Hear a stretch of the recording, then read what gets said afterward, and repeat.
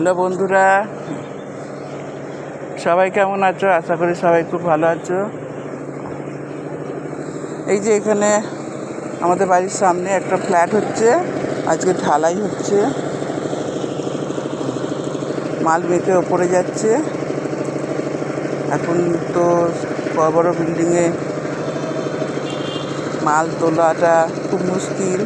এই সিস্টেমে এখন বড় বড় বিল্ডিংয়ে সব মালগুলো তুলে চারতলা ঢালাই হচ্ছে, আর উপরে মালগুলো যাচ্ছে। দেখো উপরে উঠছে,